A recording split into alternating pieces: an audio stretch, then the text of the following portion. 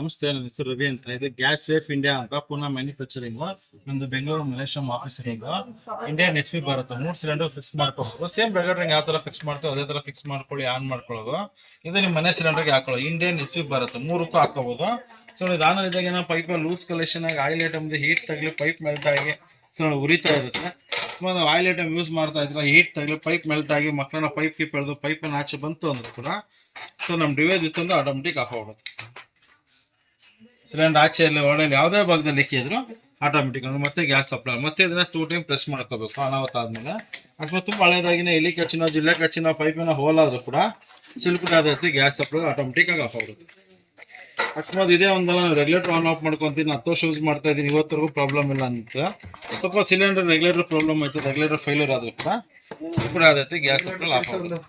ಆಮೇಲೆ cylinder washer problem ಬರುತ್ತೆ. ಹೊಸ ಸಿಲಿಂಡರ್ಗೆ ಹಾಕಿದಾಗ ವಾಷರ್ ಹೋಗಿದ್ರೆ ವಾಷರ್ ಕಟ್ ಆದ್ರೆ ಏನಾಗುತ್ತೆ, ನಿಮ್ಗೆ ವಿತೌಟ್ ವಾಷರ್ ಯೂಸ್ ಮಾಡಬಾರ್ದು. ಈ ವಾಷರ್ ಇರುತ್ತೆ, ಏನಕ್ಕೆ ತೆಗೆದು ತೋರಿಸಿ ಈ ಥರ ಲೀಕ್ ಆಗುತ್ತೆ ಅಂತ ಇದು ಹೋಗ್ತಾ ಇರುತ್ತೆ. ಅದೇ ನಮ್ಮ ಡಿವೈಸ್ ಇತ್ತು ಅಂದ್ರೆ ನಿಮ್ಗೆ ಆ ವಾಷರ್ ಕಟ್ ಆದ್ರೂ ಕೂಡ ಲೀಕ್ ಆಗ್ಬಿಡಲ್ಲ.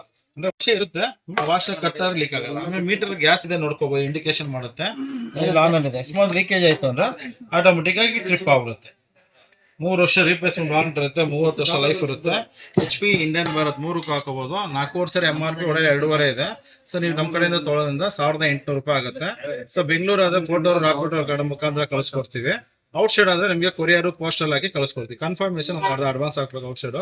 ಸೊ 4 ವರ್ಷ MRP ಡಿಸ್ಕೌಂಟ್ ಹೋಗಿ 1800 ಆಗುತ್ತೆ. ನಿಮ್ಗೆ ಏನೋ ಇಂಟ್ರೆಸ್ಟ್ ಇತ್ತು ಅಂದ್ರೆ ನಮ್ಮ ನಂಬರ್ ಕಾಂಟ್ಯಾಕ್ಟ್ ಮಾಡ್ಬೇಕು. 9986062468.